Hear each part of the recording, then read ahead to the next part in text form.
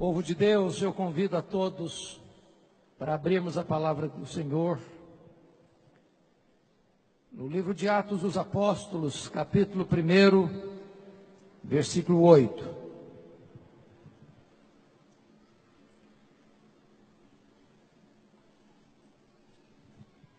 Este texto tem uma promessa, esse texto fala de um poder, e esse texto fala de um programa. Mas recebereis poder ao descer sobre vós o Espírito Santo, e sereis minhas testemunhas, tanto em Jerusalém como em toda a Judeia e Samaria, e até os confins da terra. Nesta tarde eu gostaria de repartir com vocês esta jornada e este programa traçado pelo Senhor Jesus Cristo para a sua igreja ao longo dos séculos, passando pela reforma até os nossos dias. Este programa é cumprido à risca,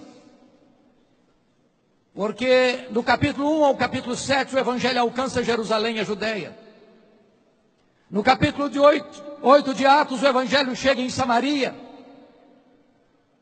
No capítulo 9 a conversão de Saulo já em Damasco, fora do território de Israel. No capítulo 10, a conversão de um gentio, prosélito, Cornélio, na cidade de Cesareia Marítima. No capítulo 11, o Evangelho chega em Antioquia, a terceira maior cidade do mundo. Capítulos 13 e 14, a primeira grande viagem missionária na região da Galácia. Capítulos 16, 17 e 18, o Evangelho alcança a província da Macedônia e da Acaia, na segunda viagem missionária de Paulo. Capítulo 19 e 20, o Evangelho estende-se mais para a província da Ásia Menor, na grande cidade de Éfeso, de onde o Evangelho se espalha para toda a província. Pérgamo, Tiatira, Sardes, Filadélfia, Laodiceia, Hierápolis e Colossos. Capítulos 21 ao 26, trata da prisão de Paulo em Jerusalém, sua transferência para Cesareia, onde fica 2 anos sendo acusado injustamente pelos judeus. Capítulos 27 e 28 é a viagem de Paulo para Roma, o naufrágio que ele enfrenta, a sua temporada na ilha de Malta e sua chegada a Roma, não como sonhara chegar, mas preso e algemado. De onde ele escreve suas cartas aos Efésios, Filipenses, Colossenses e Filemon. Atos termina sem conclusão, porque a história da igreja continua. E nós estamos escrevendo, quem sabe, o capítulo 29 de Atos, porque o Espírito de Deus está agindo na igreja para que ela alcance até os confins da terra. Mas agora cessa o registro de Atos e a história nos toma pela mão. A história deve ser nossa pedagoga, do contrário, será nossa coveira.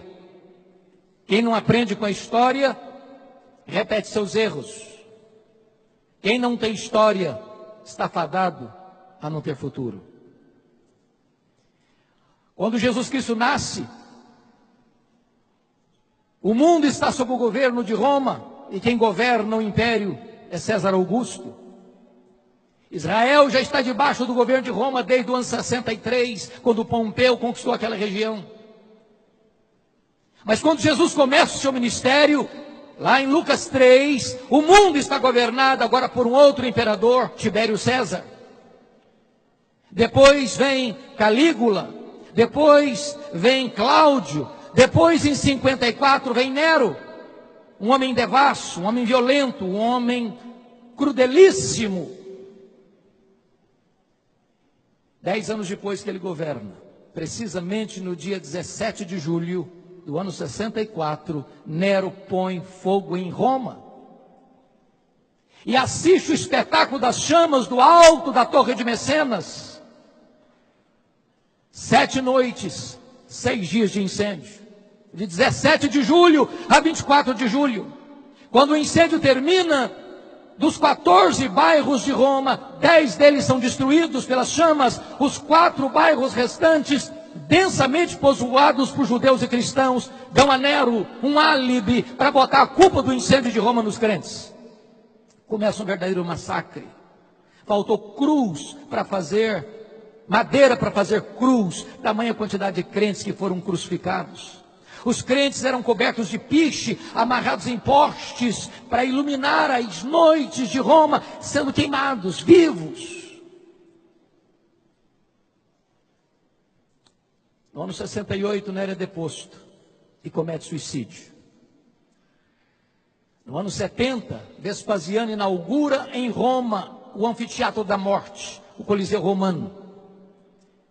Que numa festa de 100 dias de inauguração, mais de 10 mil crentes foram mortos, e mortos com requinte de crueldade, enrolados em peles de animais, para os cães morderem, para os touros pisarem, para os leões esfaimados da Líbia devorarem. Um verdadeiro massacre.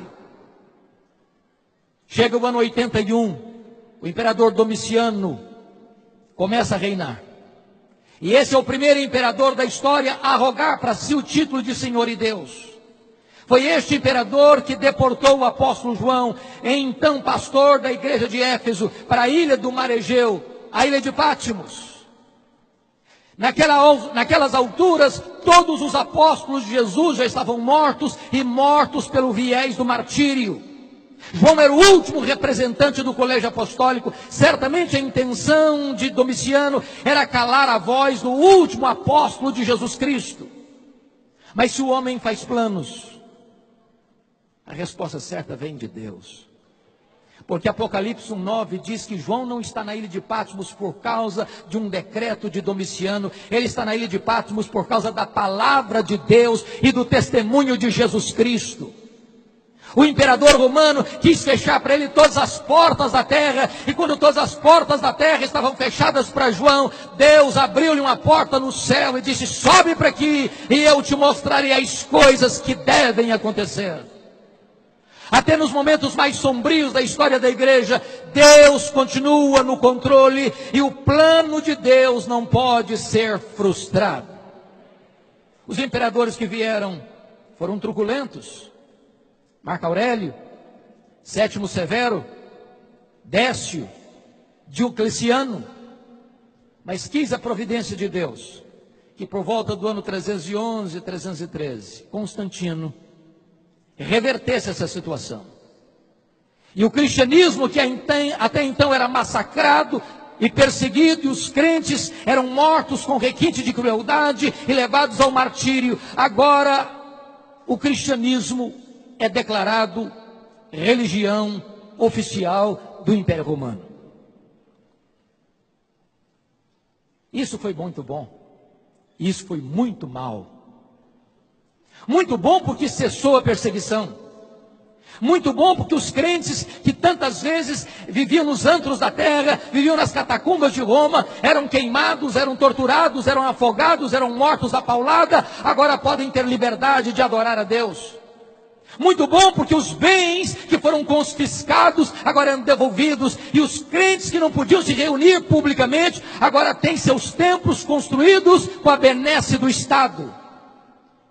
Mas foi muito mal, porque agora a porta de entrada da igreja deixou de ser a conversão para ser a conveniência.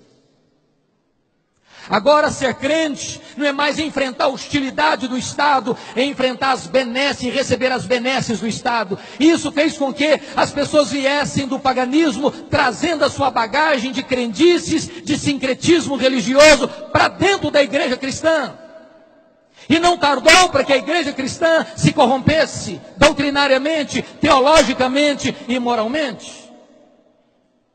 Vocês bem sabem que sempre que uma igreja se corrompe doutrinariamente, cresce a política eclesiástica. E começa então uma disputa de hegemonia de poder entre as 5 principais cidades do mundo: Roma no ocidente, Constantinopla no oriente, Alexandria do Egito, a 2ª maior cidade, Antioquia da Síria, a 3ª maior cidade, e Jerusalém. E no ano 604, o imperador Focas nomeia Nicolau I, bispo de Roma, como bispo universal da igreja cristã.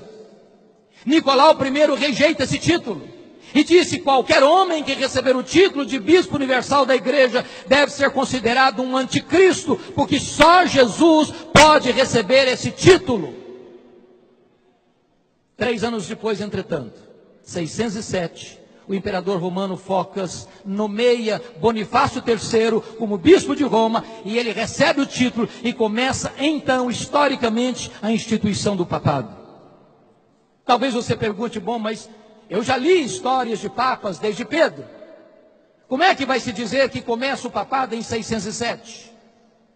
Vale destacar aqui, meus irmãos, que no século VIII, na França, surge um documento chamado As Falsas Decretais de Isidoro.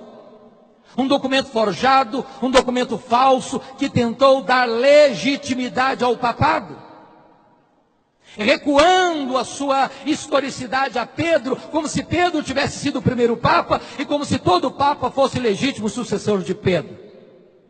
Se vocês quiserem melhorar a compreensão deste assunto, sugiro a vocês a obra de Janus, O Papa e o Concílio, cujo prefácio foi escrito pelo grande tribuno brasileiro, Rui Barbosa,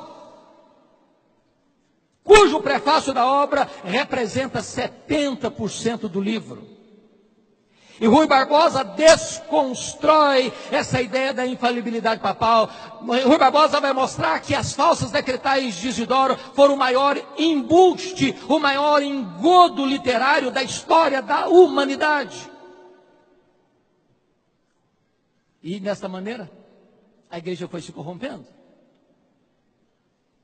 É claro que nos primeiros 5 séculos da história da igreja, as doutrinas sobre Jesus foram discutidas à exaustão no Concílio de Nicéia em 325, a divindade de Jesus Cristo. Em 381, no Concílio de Constantinopla, a humanidade de Jesus Cristo. No Concílio de Calcedônia, em 451, a pessoa teantrópica de Jesus Cristo. Em 416, Agostinho de Hipona enfrenta Pelágio com as suas ideias heréticas acerca da salvação, porque Pelágio dizia que o homem está tão livre como Adão era antes da queda, e que ele é quem optava por Deus e não Deus quem escolhe o homem. E Agostinho de Hipona, calçado com a verdade, vai derrotar as teses heréticas de Pelágio e mostrar que o homem está caído, o homem está falido espiritualmente, e ele somente pode ser salvo pela graça de Deus.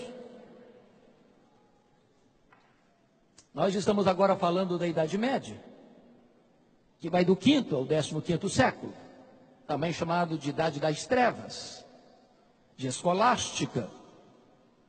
E nesse período a igreja se fortaleceu politicamente, economicamente, mas se corrompeu moral e doutrinariamente.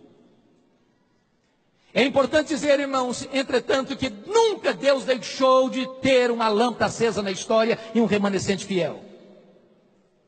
E chegar o momento de Deus preparar o caminho para a reforma do século XVI. E a primeira coisa que Deus fez foi um movimento cultural no norte da Itália chamado de Renascença, que mexe em 5 áreas vitais da vida: a economia, as artes, a política, a ciência e a religião. Naquele momento a igreja dominava essas áreas. Naquele momento, ou você era católico romano ou era um pagão. E desta maneira a igreja era a senhora do mundo, dominava a economia, dominava as artes, dominava a ciência, dominava a política, dominava a religião. Mas quis a providência de Deus que esse movimento cultural no norte da Itália arrancasse das mãos da igreja essas 5 áreas tão importantes. Mas Deus preparava mais de perto o caminho. Quando Deus levanta na Inglaterra aquele que é a estrela d'alva da reforma, o professor de Oxford, John Wycliffe, um homem culto, um homem convertido a Cristo, um homem que prega a graça, um homem que anuncia a salvação, um homem que combate os erros e os desvios da igreja, e um homem que entende uma coisa: a reforma não pode se estabelecer a não ser que o povo tenha a Bíblia em sua própria língua, porque na Idade Média a única Bíblia que o povo sabia e conhecia era em latim, e o povo não sabia latim, e os sacerdotes que tinham acesso à Bíblia não conheciam a Bíblia, não ensinavam a Bíblia, e a igreja estava entregue à ignorância. E John Wycliffe entendeu, nós precisamos traduzir a Bíblia e dar a Bíblia para o povo. E ele começa então a traduzir a Bíblia para o inglês. Ele é perseguido, ele não consegue concluir a tradução da Bíblia, mas os seus discípulos, os Lollardos, vão concluir a tradução da Bíblia para o inglês. Lá na Boêmia, um discípulo de John Wycliffe, John Huss, convertido a Cristo, prega com muito poder e paixão o Evangelho de Cristo, denunciando os pecados e os desvios da igreja, denunciando as heresias que estavam sendo acolhidas pela igreja. Esse homem foi preso, esse homem foi torturado, esse homem foi queimado, vivo, pela Inquisição Romana. Deus levantara lá nas barbas de Roma, em Florença, Jerônimo Savonarola, que pregava com tanto poder a palavra de Deus, que a cidade de Florença foi impactada e transformada pela sua pregação, mas por não retratar-se da sua posição evangélica, ele também foi morto pela Inquisição.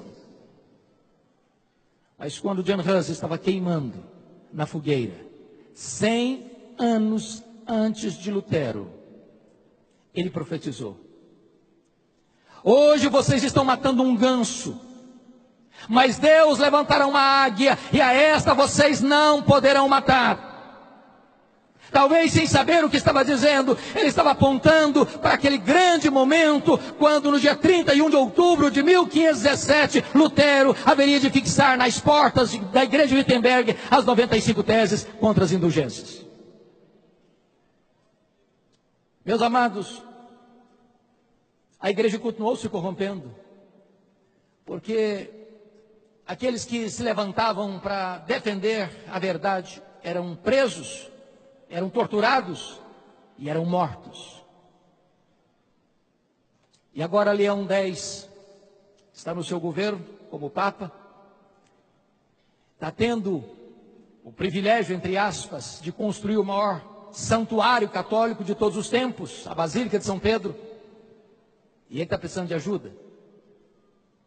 E então a igreja, que tinha se corrompido ao extremo, introduzido no seu meio o culto às imagens, as relíquias, a invocação de santos, o purgatório, a missa, a transubstanciação, a confissão auricular, a tradição, a salvação pelas obras, o culto a Maria como Mãe de Deus, Imaculada, mediadora, corredentora. A igreja, que estava sendo eivada de tantos erros, ainda agora recebe o impulso de arrancar dinheiro do povo através de vendas de perdão de pecado. Naquele momento a igreja entendia que ela era dona do ser humano, tanto da igreja militante, quanto da igreja purgante, quanto da igreja triunfante. Ninguém podia escapar das mãos da igreja, nem depois de morto. Pensem comigo, uma pessoa que crê nisso. O pai acabou de morrer, a mãe acabou de morrer, o filho acabou de morrer. E chega alguém e disse: você ama seu filho? Você ama seu pai? Você pode ajudá-lo. Porque seu pai, sua mãe, seu filho não foi suficientemente bom para ir para o céu, nem foi tão suficiente mal para ir para o inferno, ele foi para o purgatório. Mas você pode ajudar. Se você der tanto dinheiro, no momento que a moeda cair na caixa, no gasofilaço, essa alma pula do purgatório para o céu. As pessoas eram encorajadas a comprar 5 anos de perdão, a 15 anos de perdão, a 20 anos de perdão, ou se o dinheiro fosse bom, perdão para a vida inteira. E é nesse momento que Johannes Tetzel vai à Alemanha para vender indulgências. E a essas alturas, Martinho Lutero já era um professor de Bíblia. Martinho Lutero já tinha tido contato com o livro de Romanos. Martinho Lutero já entendia que a justificação não é pelas obras, é pela fé em Cristo Jesus. E então, quando Johannes Tetzel vai para a Alemanha pregar as indulgências, estrategicamente, no dia 31 de outubro de 1517, véspera de Todos os Santos, ele vai fixar as 95 teses contra as indulgências. Se você ler as indulgências, as 95 teses, você vai ver que Lutero não era plenamente reformado ainda. Tinha muita coisa errada lá nas indulgências, aquelas 95 teses, que não estavam tão claras na mente dele. Só mais tarde, Lutero vai ter uma compreensão mais clara da verdade de Deus. Mas estava deflagrado aí o movimento da reforma. É claro que isso surgiu com muita luta, com muita lágrima, com muito sofrimento, porque no dia 5 de maio de 1521, Lutero é convocado à dieta de Worms, diante do imperador, diante das autoridades políticas, diante das autoridades eclesiásticas, e os seus livros estão lá expostos, e Lutero sabia que não estava aquela reunião convocada ali para discutir com ele, mas apenas por uma razão, para que ele se retratasse das suas posições bíblicas e cristãs. Naquele dia Lutero pediu um tempo mais para pensar. Para espanto de todos, e diz os historiadores que naquela noite Lutero teve uma grande angústia na sua alma. O inferno jogou em cima dele toda a sua fúria, a tal ponto de, num determinado momento da noite, ele pegar o seu tinteiro e jogá-lo contra a parede, como se o diabo estivesse fisicamente, presentemente ali no seu quarto. Quando o dia amanheceu, a dieta se recompôs, os livros de Lutero sobre a mesa. Perguntaram para ele: Lutero, você está pronto a se retratar daquilo que você escreveu, do que você tem pregado, do que você tem ensinado? E Lutero respondeu: a menos que vocês me convençam pelas escrituras que eu estou errado, eu não me retratarei. Porque não é lícito, não é justo, não é honesto um homem agir contra a sua consciência. Aqui fico, aqui me estabeleço, e que Deus me ajude. Estava aí o corte definitivo para a reforma protestante do século XVI. Ele é considerado herege, e isso significava que qualquer pessoa que matasse Lutero não tinha nenhuma imputação de crime. E quando ele sai da dieta, ele é raptado na estrada, não pelos seus adversários, mas pelos seus aliados, e é levado para o castelo, onde fica 10 anos, escondido atrás de um biombo. E por providência divina, exatamente nesse tempo de reclusão, é que ele se dedica com muito empenho a traduzir o Novo Testamento para o alemão. Obra essa que vai influenciar toda a literatura alemã, inclusive a gramática alemã. Mas é claro que Lutero não trabalhou sozinho. Deus levantou homens como João Calvino, um francês, nascido no dia 10 de julho de 1509, que vive 54 anos, que talvez foi a mente mais brilhante da reforma, foi o grande mestre da reforma, foi o grande sistematizador das doutrinas da reforma, foi o homem que criou a academia, foi o homem que instituiu o aconselhamento pastoral, foi o homem que deu a preparação, criou uma academia para preparar obreiros para o mundo inteiro, inclusive mandando 14 missionários aqui para o Brasil, a pedido de Villegagnon, missionários esses que foram mortos e torturados em terras brasileiras. O homem que aos 26 anos de idade vai escrever a obra mais importante da reforma, as Institutas da Religião Cristã, olhando o credo apostólico. Primeiro livro, creio em Deus Pai. Segundo livro, creio em Deus Filho. Terceiro livro, creio no Deus Espírito Santo. Quarto livro, creio na igreja. Deus levantou outros homens, como Busser, Martin Busser, lá em Estrasburgo. Deus levantou Beza, Deus levantou Melanchthon, Deus levantou gigantes nesse tempo. E as colunas básicas eram essas: só a Escritura. Nenhum concílio, nenhuma igreja, nenhum pastor, nenhum papa, nenhum homem, nenhuma instituição pode suplantar a palavra de Deus. Não é a igreja que está acima da Bíblia, é a Bíblia que está acima da igreja. Não é a igreja que valida a Escritura, é a Escritura que orienta a igreja. É só a Escritura, ela é a nossa única regra de fé e prática. Não tem outra revelação, não tem outra fonte de conhecimento e de vida, a não ser a palavra de Deus.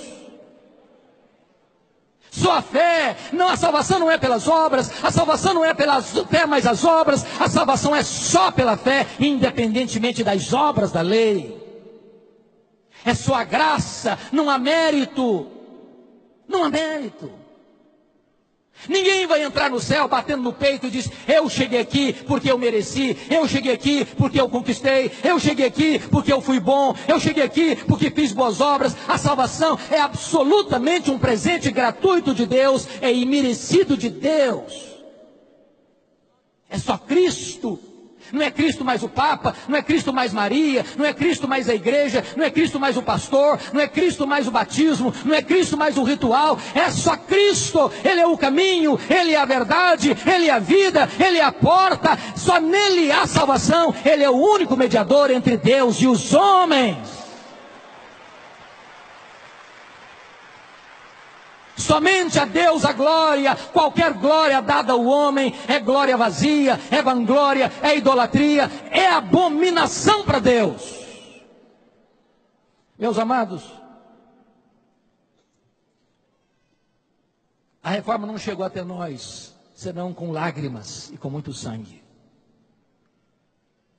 Se nós não conhecermos a história, nós não valorizaremos esse legado. Por exemplo, vão comigo para a França, ano de 1559. Levanta-se na França Catarina de Médicis, uma implacável perseguidora da fé cristã. Qualquer aluno de segundo grau já leu sobre a famigerada noite de São Bartolomeu, 24 de agosto de 1572, quando mais de 70 mil huguenotes foram mortos traiçoeiramente, por ordem de Catarina, sob os aplausos do Papa e os elogios de Filipe II, rei da Espanha, genro de Catarina de Médicis.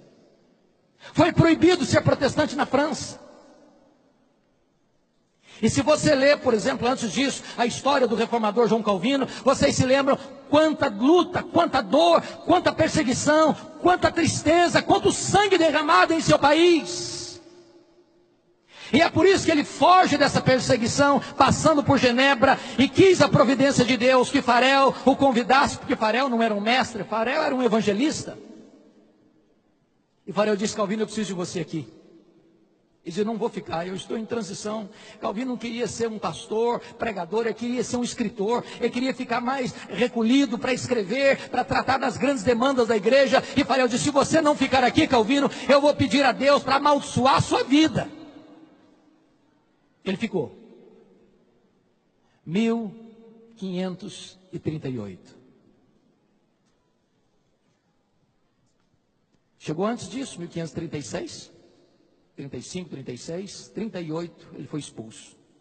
Ele e Farel. Vão para Estrasburgo, onde ele se casa. 1541 ele retorna, a pedido dos líderes de Genebra, e fica em Genebra até a sua morte, por volta de 27 de maio de 1564, transformando Genebra na maior maquete do reino de Deus da história.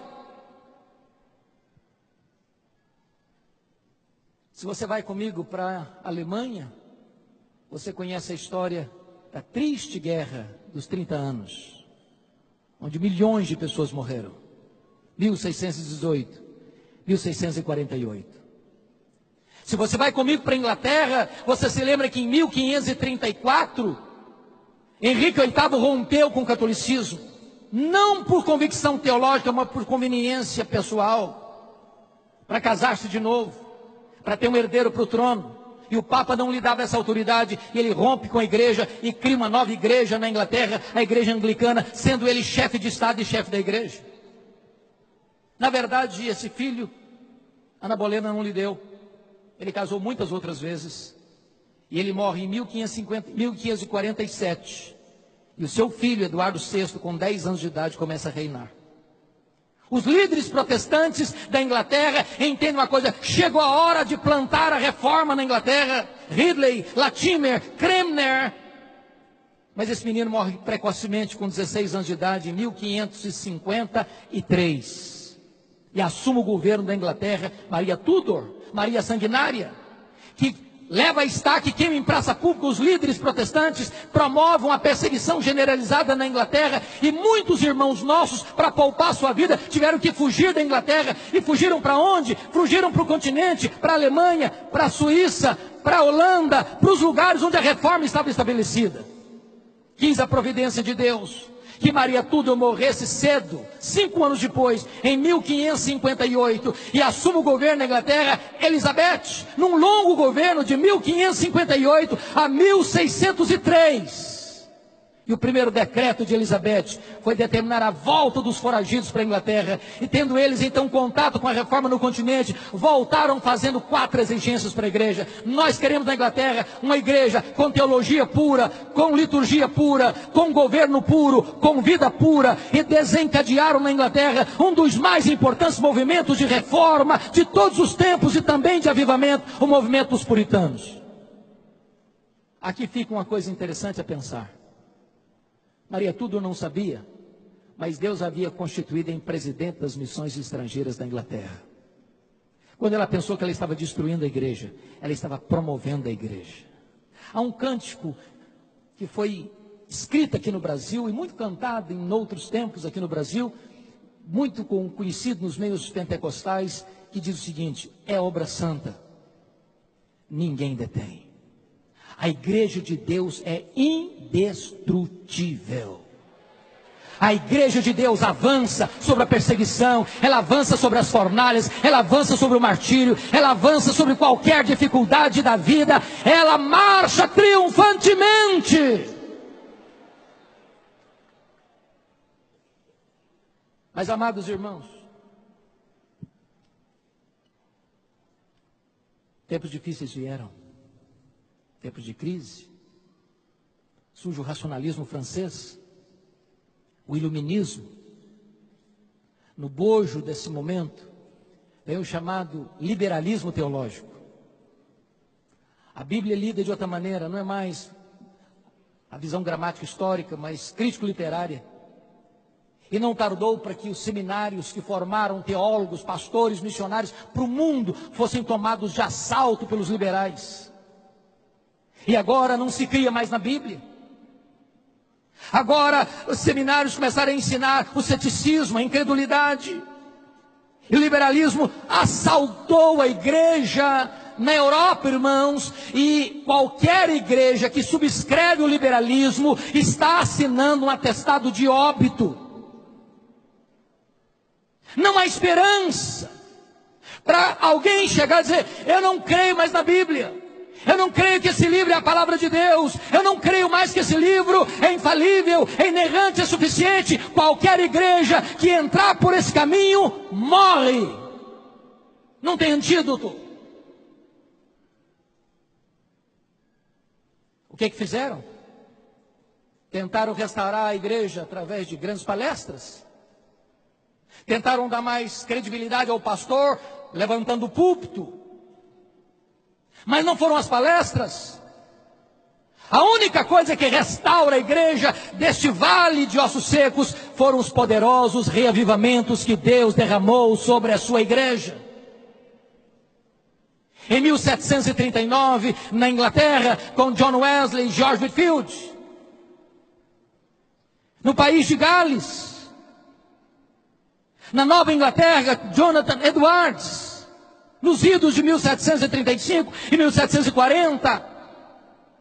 Novamente o século XIX foi varrido por uma onda de incredulidade. O liberalismo está no auge e Deus levanta na Inglaterra Charles Haddon Spurgeon para enfrentar essa fúria do liberalismo. E o que levanta a igreja é o avivamento espiritual. Na cidade de Nova York, 1857, esse avivamento varre a nação, 1857 a 1859, e é no bojo desse avivamento é que o missionário Ashbel Green Simonton, que acabara de se formar no seminário de Princeton, ouvindo um sermão do professor Charles Hodge, é tocado pelo Espírito Santo de Deus para vir para o Brasil, e ele chega aqui exatamente no dia 12 de agosto de 1859, debaixo da égide deste poderoso avivamento espiritual. espiritual. A igreja presbiteriana do Brasil nasceu sob o signo do avivamento espiritual. E eu quero concluir minha fala lembrando a vocês que uma igreja reformada, sempre reformando. Isso não significa que nós vamos abraçar as últimas novidades do mercado da fé. Não, nem isso que está dizendo. A cada geração a igreja precisa passar por uma nova reforma, revendo sua doutrina, seus valores, sua ética, sua conduta, sua postura. Se o que nós estamos pregando e praticando está exatamente de acordo com a palavra de Deus. Avivamento não é novidade. Avivamento, melhor dizendo, reforma não é novidade. Reforma não é mudança. Reforma é retorno. Retorno à origem, à doutrina dos apóstolos. E por que eu creio que hoje precisamos de uma nova reforma? Primeiro, irmãos, porque o liberalismo ainda está devastando igrejas no nosso século. Tristemente, colegas, a Europa, o berço do protestantismo, não tem o que celebrar nos 500 anos. Não tem. A igreja protestante na Europa está praticamente morta. A não ser que Deus traga um avivamento, o que você vê é evidência de incredulidade. Eu estive recentemente na Holanda, de 1960 para cá. Os templos estão lá, mas os crentes não frequentam a igreja. Vamos para a Escócia de John Knox, a Escócia, berço do presbiterianismo, num dos templos mais importantes de Edimburgo. Você entra lá, o que tem lá dentro é um bar. Um bar. Você vai para a Inglaterra, a grande Inglaterra dos avivamentos, de John Wesley, de George Whitefield, de William Carey, de William Wilberforce, de John Charles Ryle, de Charles Haddon Spurgeon, de Mark Lloyd Jones, de John Stott. Hoje a Inglaterra é o país de Richard Dawkins, o patrono dos ateus. Menos de 4% dos crentes frequentam a igreja evangélica na Inglaterra. Os nossos templos estão sendo vendidos e transformados em mesquitas, em bares, em museus, em teatros. Olha para a América do Norte, onde você tem tantas chamadas dead churches, igrejas mortas. As denominações históricas perdendo milhares de membros, ano após ano, ano após ano. O que é dramático, irmãos, é que o liberalismo também chegou no Brasil. E nós temos denominações inteiras que já se capitularam à sedução mortal do liberalismo. Nós precisamos de uma nova reforma. Mas em segundo lugar, nós precisamos de uma nova reforma, meus irmãos, porque a igreja brasileira tornou-se uma igreja, em grande parte, sincrética, mística. A igreja do sal grosso, a igreja do óleo, a igreja do copo d'água em cima do rádio, a igreja da toalha suada, a igreja das mandingas, em nome de Deus. Precisamos de uma nova reforma. Precisamos voltar para a palavra de Deus. Precisamos voltar para as Escrituras. Precisamos de novos Luteros, precisamos de novos Calvinos, precisamos de alguém que esteja disposto a dizer a verdade, ainda com toda a hostilidade do mundo.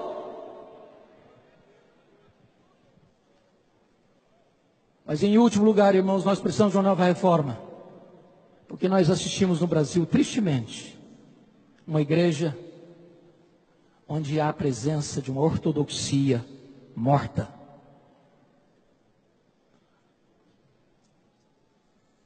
Tem teologia sim, e boa, mas não tem fervor. Não tem brilho nos olhos. Não tem fogo no coração. Tem luz na cabeça, mas não tem fogo no coração.